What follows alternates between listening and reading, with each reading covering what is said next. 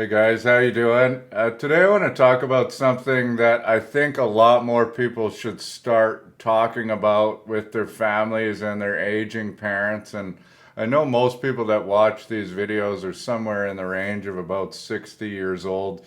So you probably have parents that are in their 80s. And today I want to give an example of why you should consider helping your parents to start melting down their RSPs, and I'm going to give like an example of what they're probably doing and one way that you could just change a couple things and save, tens of thousands of dollars in taxes. Now this obviously isn't going to work perfectly because, things are going to change with the market. You don't know when people are going to pass away. You don't know all of these things, but I do think it's very important that kids start having conversations with their aging parents about how their estate plan is set up, because you could actually save a whole lot more money for your family by just, rejigging things a little bit and making sure that everything's set up and in place so that you don't have to pay more money to the CRA, and everything comes out smoothly and as effectively as possible. So I'm going to get into an example that I drew up. I did run a third example that I'll talk about at the end, but it actually didn't work in this case. So I'm going to bring up my spreadsheet and we'll go through what I came up with. Now we're looking at an 80-year-old single parent. Your other parent has passed away, and they have $500,000 in their RSP. The inflation rate is going to be 2% in this case, and there's going to be a 4% growth rate on the investments in this case. Now, like you all know, if you're going to get 4, 5, 6, whatever, 10%, it's not like it's 4% every year. So this would need to be looked at on an annual basis. But in this case, I've got one option, which is probably what the majority of elderly Canadians are doing with their RSPs. This is for a number of reasons, but they're probably just taking the RRIF minimum every single year because, they don't need the money. They like seeing all that extra money in their account. Their advisor doesn't recommend taking more money out of the account because they're being paid on a percentage of the assets, so they don't want to see the account value get smaller, even though it would mean tax savings in the future. Now, we're going to assume in this case that we know that the longevity of this parent is they're going to pass away in the 86th year. And so we look at the option one where they're taking the minimum. Their 500 has grown 4% to 520,000, and now they take the minimum withdrawal, which is 36,816, plus they're getting 9,600 of OAS, and I'm assuming they're getting 1,200 per month in CPP. So they have a total income of $60,816 in that 81st year. Taxes on average, so I just kind of did an average. This will be lower or higher depending on which province you're in. So on average, they're paying about 20% on all of this income in a year. So after tax in that first year, they're left with 48,653. And then you just keep going down the line, and each year, you're slowly taking a little bit of money out of the RSP at about $37,000 per year. And with the 4% growth rate, you've only gone down 115,000 or so in 5 years. So when they pass away, they're left with 406,339 in their RSP. And so the taxes on that in that final year are going to be large. So in this case, I assumed about a 40% average. Like I said, depending on which province you're in, it could be higher or lower.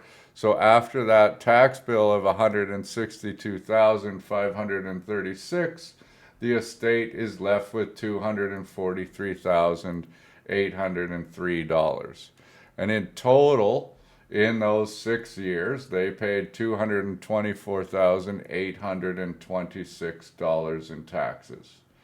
So in the next scenario, I suggested, okay, let's take out the absolute maximum that we can out of the RSP every year, but under absolutely no circumstances in any case whatsoever do we want to get OAS clawback for your parents, because they will be absolutely enraged if you get rid of their OAS. So do not go over this number. So in that case, when we're looking at it, I've got it down here a little bit lower. If you have any income over $93,454 in 2025, then you're going to start getting OAS clawback. So we're going to keep the income below that number, and we're going to adjust it for inflation as time goes on. So in the first year, we're withdrawing $69,454. And like I said, about average for the provinces, this is going to increase their average tax rate by about 2.5%. So they're going to have a total income of $93,454, pay taxes of $21,027, and the income after tax is $72,427. Assuming that they can live off of everything that they would have lived off when they were taking the minimum, we actually have some extra in this case. So 72,427 minus the 48,653, we have an extra of 23,774. In an absolute perfect case scenario, your parent would have no money in their TFSA, and they could put all of this extra money that's coming out into the TFSA and allow it to grow at 4%. In this case, that is what I've shown. However, that's probably not going to be the case for a lot of your parents. They probably have TFSAs. They might not have that much room. So if you can't do this, then you're going to invest this money into a non-registered account, which will be taxable, and that income will go up and increase your income on an annual basis, which could then subject you to OAS clawback. So you'd have to be careful about this one, depending on where that extra money is going. But you could find investments or have some sort of alternative strategies where this would not impact the OAS. So we've got that account on the right growing. And on this case, when we're taking out the maximum we can without reducing OAS, at the end of the day, in that 86th year, instead of having 406,000 left in the RSP, there's 217,398 left in the RSP.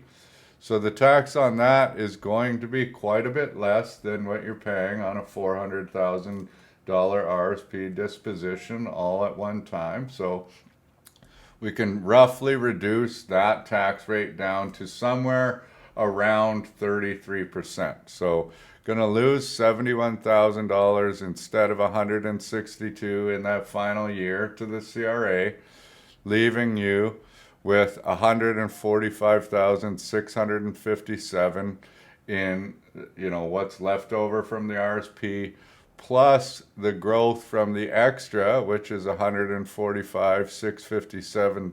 That can't be right. No, it's the $143,523 is what the growth is. So in total, now the remaining account balance at 86 is $289,180 compared to the alternative where they're taking the minimum and they have $243,803 left. So that, just by kind of doing a little bit of extra planning, puts an extra $45,376 in the estate's pocket to pay for extra things or be divvied out between the beneficiaries of the estate. So, as I said, you are not just like anything with planning, like if we could plan exactly what the rate of return was going to be, exactly what the inflation rate was going to be, exactly what your spending was going to be, and exactly when you're going to pass away, then financial planning would be very, very simple because we could make things work mathematically perfect every single time. However, we just can't plan for these things. However, if you have a rough guesstimate of, roughly when you think that your parent might pass away, especially if there's health issues or something like that, then this is definitely a strategy that you might want to start implementing just to get that RSP balance a little bit lower as they're aging so that you don't get it ripped in half by the CRA, because I know that nobody wants that. And I said that I was going to do a third option, which I did. In this case, it just didn't work, where I was like, okay, well, what I'm going to do is I'm going to just take out like basically 1/5 of the RSP in like 5 years away from my projected longevity date, and then a quarter, and then a third, and then a half, and then the RSP balance would uh, roughly be close to zero by the time that they passed away, which, we would think would be absolutely perfect. But in that case, you are going to lose the roughly $10,000 in OAS that you're supposed to get every year. So you need to account for that. And the tax rates got a little bit too high. So it actually worked out to be really close to the same as doing it the minimum way. So it actually probably wasn't worth the effort to try and get it done in that way. However, with that being said, if you do have like a really large RSP balance and not that many years left to live, then it might be a strategy that you actually want to implement. So, uh, one thing that I've been thinking about a lot lately, and I've been dealing with some clients, and we've been doing these things with and for their parents to help enhance the estate, is that I think a lot of people really need to start sitting down and talking to their planner and their advisor and their parents and the family and saying, like, this is how much is in each account, this is what's left, this is kind of what we assume the longevity is, this is how much we know that they need to live. Now we can develop a plan that actually strategically makes sure that the estate tax bill is smaller and that the money is safe and in the right place, so that some of these problematic events don't arise, or we can minimize them a little bit. So if that's you, I don't know what happened to the website, but anyway, for anybody that is over 70 years old, our fee-for-service planning is $1,800, because all of the decisions have kind of already been made. You've chosen your RRIF, you're taking CPP, you're taking OAS. All we need to do is kind of restructure things and really settle things down into how you want your estate to look. And so that might be you, or that might be your parents, and I would be really open to having a conversation with you about how we could restructure things to help your parents, effectively help you guys more in the future, which I think is a really important thing for families to do. And, that's just me, and I get a lot of arguments about that sometimes, but that's the way I feel. So anyway, thanks for watching. Hope you guys are well. The beard is for the Oilers game 6 tonight. I'm growing it out, and I certainly hope that I get to shave on Saturday, and I'm super happy. But if not, it was a good run, and go boys. Cheers.